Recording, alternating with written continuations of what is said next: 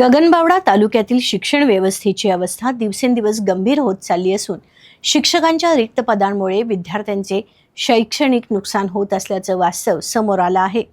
प्रशासनाच्या दुर्लक्षामुळे तब्बल 30 पदे रिक्त असून अपुऱ्या शिक्षकांवर अनेक वर्गांचा ताण टाकून शिक्षणाचा गाडा कसाबसा चालवला जात असल्याचं चित्र दिसून येत आहे। शिक्षण विभागाकडून मिळालेल्या माहितीनुसार तालुक्यात एकूण 190 मंजूर पदांपैकी केवळ 163 पदे कार्यरत असून उर्वरित पदे अनेक महिन्यांपासून रिक्त आहेत। डोंगराळ आणि दुर्गम भाग असलेल्या गगनबावडा तालुक्यात आधीच शैक्षणिक सुविधा मर्यादित असताना प्रशासनाने रिक्त पदे भरण्याकडे दुर्लक्ष केल्यानं परिस्थिती अधिकच गंभीर बनली आहे। यावर प्रसारमाध्यमचे गगनबावडा तालुका प्रतिनिधी महादेव कांबळे यांचा हा स्पेशल रिपोर्ट।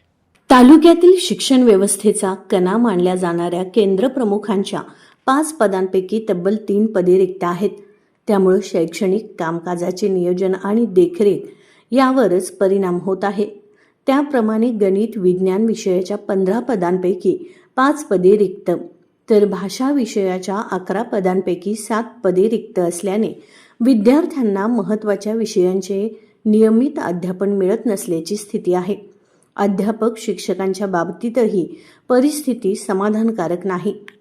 153 मंजूर पदांपैकी 139 शिक्षक कार्यरत असून 15 पदे रिक्त असल्यामुळे अनेक शाळांमध्ये कमी शिक्षकांवर शिक्षणाची जबाबदारी टाकली जात आहे। काही ठिकाणी एका शिक्षकावर 2 ते 4 वर्ग शिकवण्याची वेळ येत असल्याने विद्यार्थ्यांना दर्जेदार शिक्षण देणं कठीण होत आहे। यात भर म्हणजे शिक्षकांवर शालाबाह्य कामाचा वाढता बोजा टाकला जात आहे।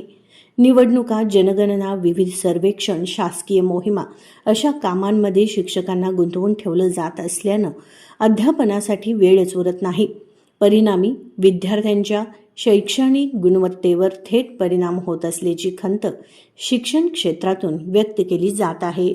डोंगराळ आणि दुर्गम भागातील विद्यार्थ्यांच्या भवितव्याशी संबंधित असलेल्या या गंभीर प्रश्नाकडे प्रशासनानं अद्याप ठोस पावले उचललेली नाहीत।